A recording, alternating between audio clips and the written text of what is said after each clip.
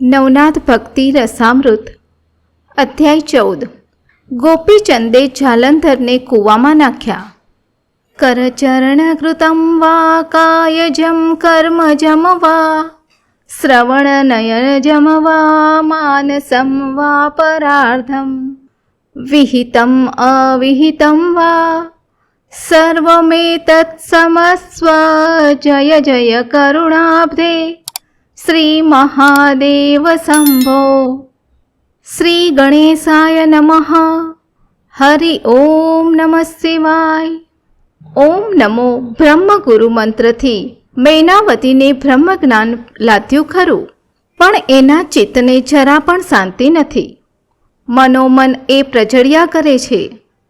એને એક જ મહાન ભય છે કે મને અમરત્વ મળ્યું, પણ મારા પુત્રનું તો કાળ ભક્ષણ કરશે જ ને, તો પછી આ જીવનનો અર્થ શું? પુત્ર જીવનના મોહથી રાણી ભાંગી પડી છે। એના મનમાં અત્યંત સંતાપ છે કે જેવી રીતે એના પતિ ત્રિલોચન રાયનું મૃત્યુ થયું, એ જ રસ્તે એનો પુત્ર પણ જશે કે શું? જ્યારે જ્યારે એની દ્રષ્ટિ પુત્ર પર પડે છે, ત્યારે ત્યારે એના હૈયામાં પુત્ર નાશના ભયની હોળી સળગી ઉઠે છે। એનું ફાટ ફાટ યૌવન અને કામદેવ જેવું રૂપ આખરે તો સ્મશાનમાં ભસ્મીભૂત જ થશે ને। આ વિચારે એ થથરી ઉઠે છે। ગમે તેવું સુંદર અને શ્રેષ્ઠ ઘર હોય, પણ અગ્નિકાંડમાં તો ટણખલાની જેમ સળગી ઉઠે તેવો જ કાળાગ્નિ પણ છે। રાજવૈભવની કોઈ સીમા નથી, પણ કાળચક્રને કોણ રોકી શકે? આવા વિચારો અને ખ્યાલોથી રાણી મૈનાવતી અતિ વ્યાકુળ થઈ ગઈ છે। તેવામાં એક દિવસ રાણી મૈનાવતી મહા મહિનાના ઠંડીના દિવસોમાં દાસીઓના સમૂહ વચ્ચે સવારના કૂણા તડકામાં બેસીને ટાઢ ઉડાડતી બેઠી હતી। રાજમહેલના મધ્ય ભાગમાં નીચે રત્નજડિત ચંદન ચોકમાં રૂપવતી દાસીઓ અને લાવણ્યમયી લલનાઓથી ઘેરાયેલો રૂપનો અંબાર, કામદેવ સમાન શોભતો ગોપીચંદ નક્ષત્રોમાં ચંદ્રમાની જેમ સ્નાન માટે વિરાજ્યો હતો। સર્વત્ર આનંદ ઉલ્લાસ અને ઠઠ્ઠા મસ્કરીનો માહોલ જામ્યો હતો। ઉપરના માળે બેઠેલી મા મૈનાવતીએ આ દ્રશ્ય જોયું। ક્રૂર કાળના સ્મરણથી આકુળ વ્યાકુળ નેત્રોથી આંસુ ઉભરાયા। ગોપીચંદે શરીરના ઉપરી વસ્ત્રો અને આભૂષણો કાઢી નાખ્યા હતા। ગરમ પાણીથી દાંત મોં સાફ કરીને સ્નાન માટેની બેઠક પર 16 કળાએ શોભતા ચંદ્રની જેમ બેઠો હતો। રાજસેવકો તેલ, હળદર અને સુગંધિત દ્રવ્યોનું લેપન શરીર પર કરી રહ્યા હતા। એવામાં રાજા ગોપીચંદના ઉઘાડા દિલ પર રાણી મૈનાવતીની આંખોમાંથી ઝરેલું ગરમ અશ્રુબિંદુ પડ્યું। પીઠ પર પડેલા અતિ ગરમ પાણીના ટીપાના સ્પર્શથી રાજા ગોપીચંદ ચોંકી ઉઠ્યો। ઉપર છજ્જામાં મા મૈનાવતીને વ્યાકુળ જોઈને તરત જ ઉપર આવ્યો અને અતિ આદરપૂર્વક પ્રણામ કર્યા। માતાનું મ્લાન મુખ અને શોકાતુર આંખો જોઈ અતિ ખિન્ન મને માને પૂછ્યું, હે માં, કહે કયા કારણે તારો જીવ દુભાયો છે? મારા જેવો ઐશ્વર્યવાન પુત્ર ધરતી પર રાજ્ય કરતો હોય, ત્યારે તારે માથે દુઃખનો એવો તે કેવો ડુંગર ખડકાયો છે? મારું અપાર બળ અને અપાર વૈભવ જોઈને એવો તે કોણ મારા ક્રોધના તાપાગ્નિમાં બળવા તૈયાર થયો? જેણે તારું મન દુઃખી કર્યું છે, તારી સામે નજર ઊંચી કરી જોનારની આંખોના ડોળા હમણાં જ તારી સામે ખેંચી કાઢું। તારી સામે આંગળી ઊંચી કરનારની આંગળી તત્ક્ષણ વાઢી નાખું। કહે માં, તારી આંખમાં આંસુ શા માટે? જેણે તને દુઃખી કરી હોય તેને હમણાં જ મોક્ષનો માર્ગ દેખાડી દઉં। જેની માં વ્યથિત હોય તેના પુત્રના વૈભવમાં આગ લાગો। કહે માં, તારા જીવને શાનું દુઃખ છે?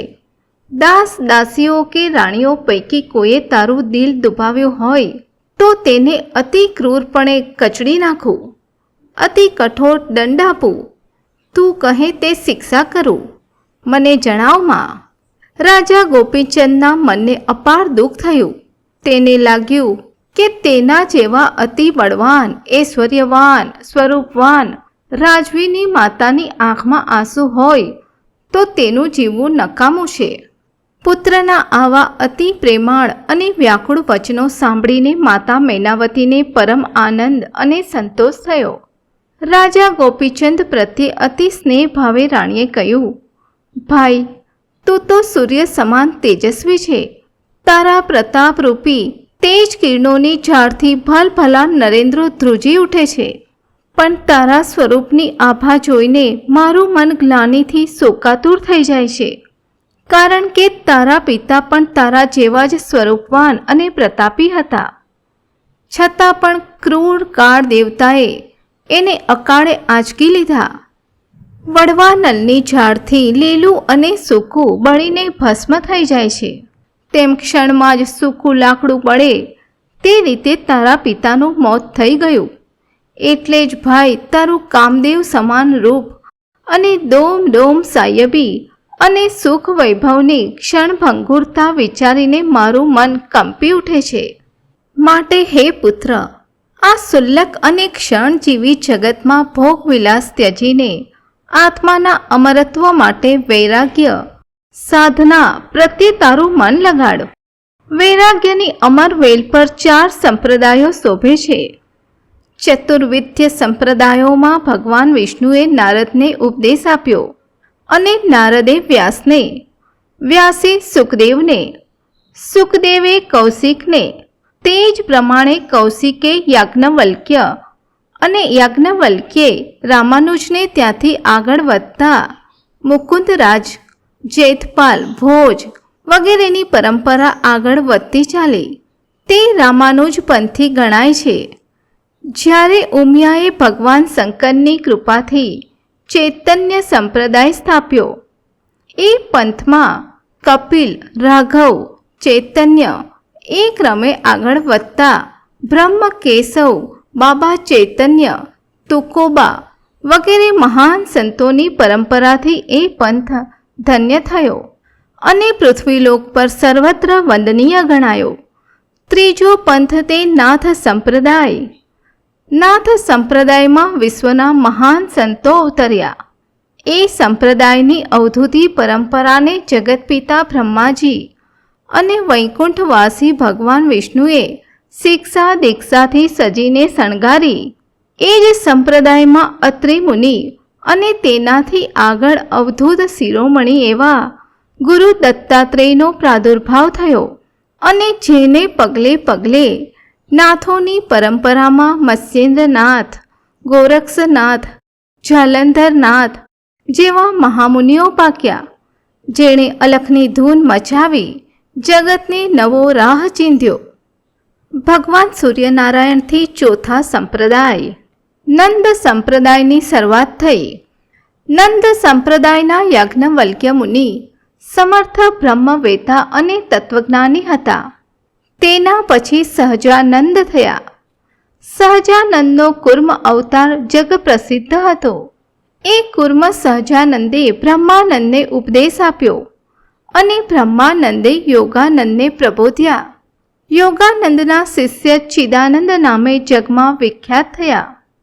તો તું પણ હે ગોપીચંદ, તારા હિતનો વિચાર કર અને આત્મકલ્યાણ અર્થે અપર પંથનો યાત્રિક બન. જગતના મહાન ઘટના પ્રવાહમાં તારું સ્થાન ક્યાં? આ ક્ષણ ભંગુર દેહનો શું ભરોસો? તું પણ શું તારા પિતાના માર્ગે જ તારો વિનાશ નોતરશે? એ ખ્યાલથી મારી આંખમાં આંસુ આવ્યા. માતા મૈનાવતીએ પોતાના હૃદયનો ઉભરો પુત્ર આગળ ખાલી કર્યો. પુત્રના નાશવંત શરીરની ઉપલબ્ધિ શું? એ વિચારે માનું હૈયું હચમચી ગયું હતું. મા મૈનાવતીનું અશ્રુ પ્રચર હૃદય અને સંભાષણ સાંભળીને રાજા ગોપીચંદ વિચારમાં પડ્યા. માએ જે વાત કહી એની સત્યતાની એને ખાતરી થઈ. અતિ નમ્રતાથી 2 હાથ જોડીને એને માને કહ્યું, માં, આપની વાત સાચી છે, એ હું કબૂલ કરું છું. પણ હાલને હાલ અત્યારે એવો કોણ સમર્થ સંત છે જેનું શરણું હું લઈ શકું? એવા કોણ નાથ છે જેની પાસે હું દીક્ષા ગ્રહણ કરી શકું? રાજા ગોપીચંદની વાત સાંભળીને રાણી મૈનાવતી બોલી, ભાઈ, સંતને દૂર શોધવા જવાની જરૂર નથી. આપણા ગામમાં જ જાલંધર નાથ નામે એક પરમ જ્ઞાની સંત વિરાજી રહ્યા છે. નાથ સંપ્રદાયનું સાક્ષાત સ્વરૂપ એમનામાં પરિપૂર્ણ થાય છે. એની પાસેથી તું સનાતન બ્રહ્મ જ્ઞાન મેળવીને અમર પંથે પ્રયાણ કરી શકીશ. માટે ભાઈ, મન, વચન અને કર્મથી તું એને શરણે જા. ભાઈ, હું જાણું છું કે તારો વૈભવ અપાર છે. તારો રાજકાજનો કારોબાર આમ દોમ દોમ સાહેબી, સુખ વગેરે સગળો માયાવી પ્રપંચ છોડવો સહેલો નથી. છતાં જગતમાં આપણું હિત શેમાં સમાયેલું છે તેનો વિચાર કરીને, તન મન ધન ન્યોછાવર કરીને સાચા સંતનું શરણું શોધવું, એમાં જ તારું કલ્યાણ છે. માતાના આવા વચનો સાંભળીને રાજા ગોપીચંદ બોલ્યા, હે માં, આવા પરમ સંતને શરણે જવા માટે પણ યોગ્યતા અને લાયકાત કેળવવી અને મેળવવી પડે. આ બધી સુખ સંપત્તિ, રાજ વૈભવ, પુત્ર પૌત્રાદિ, આપ્તજનો વગેરે માયાજાળ સહજ રીતે ભેદી શકાય એમ નથી. માટે માં, મને 12 વર્ષ સુધી આ બધો વૈભવ ભોગવી લેવા દે. પછી હું બધું છોડીને સંતને શરણે જઈશ અને ધ્રુવની જેમ અવિચળ પદની આરાધનામાં લાગી જઈશ. રાજા ગોપીચંદના આવા બાળક જેવા વચનો સાંભળીને માતા મૈનાવતી દુઃખ સાથે મ્લાન વદને ફિક્કું હસીને કહેવા લાગી કે અરે બાળક, આ દેહનો પળનો પણ ભરોસો નથી, તો પછી 12 વર્ષ કોણે દીઠા? આપણું ચિત્ત વિત્ત એટલે સંપત્તિ અને જીવત્વ સઘળું નાશવંત અને ક્ષણભંગુર છે. કોને ખબર ક્યારે પાણીના પરપોટાની જેમ આ બધું ફૂટી જાય, વંધ્યા પુત્રને પ્રસવે અને મૃગજળથી તૃષા શાંત થાય, તેના જેવી આ વાત છે. પરંતુ આ સ્થિતિ સ્વપ્ન સમાન પ્રવાહી છે અને કશું જ શાશ્વત એટલે કે કાયમી નથી. આ બધું જ આભાસી છે. એમાંથી કોઈ નર વીરજ શાશ્વત પદને પામી શકે.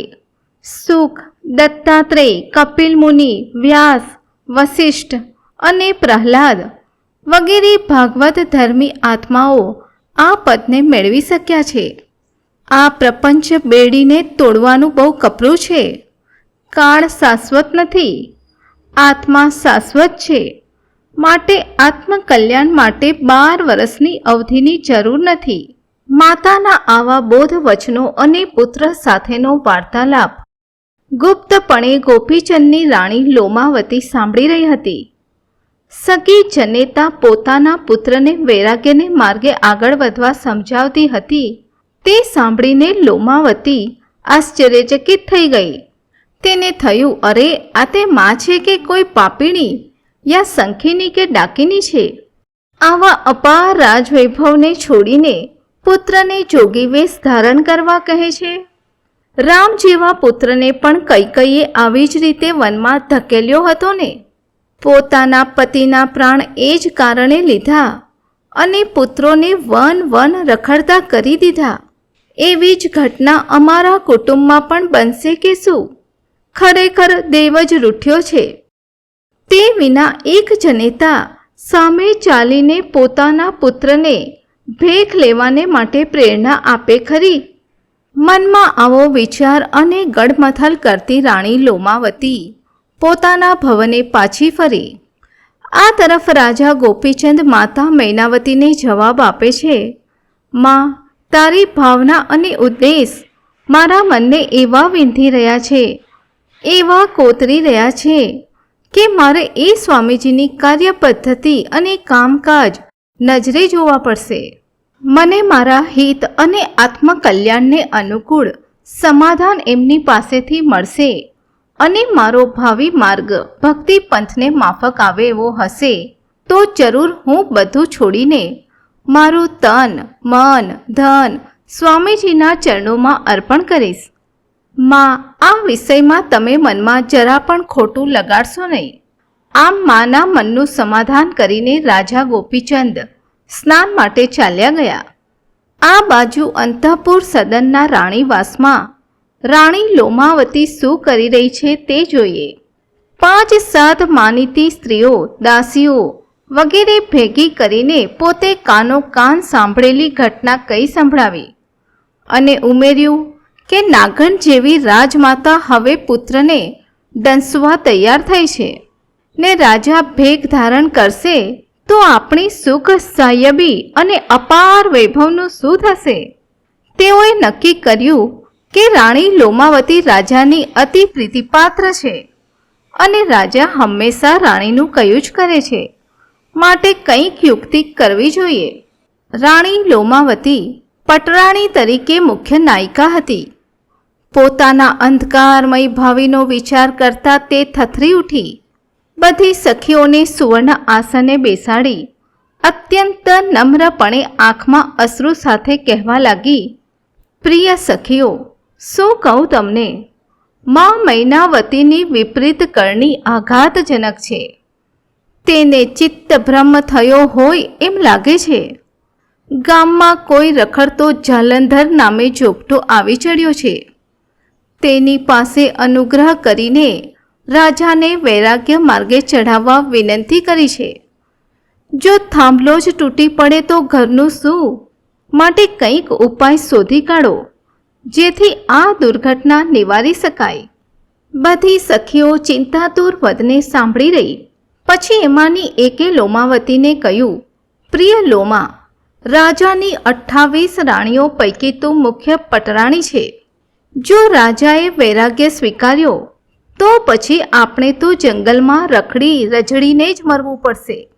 માટે તારે કંઈ ઉપાય તો કરવો જ પડશે. જો સાંભળ, તારી સાસુ જ આ ઘટનાનું મૂળ છે, માટે એના દુશ્ચરિત્રની વાત તારે રાજાને કરવી, જેથી એનો ક્રોધાગ્નિ પ્રજળી ઉઠશે. રાજાને સમજાવવા કે માતાને પુત્રના આત્મકલ્યાણની કંઈ પડી નથી. એ પોતે તો કામાસક્ત વિધવા સ્ત્રી છે. પોતાની કામ વાસના સંતોષવા માટે ગુરુ સેવાનો દેખાવ કરે છે.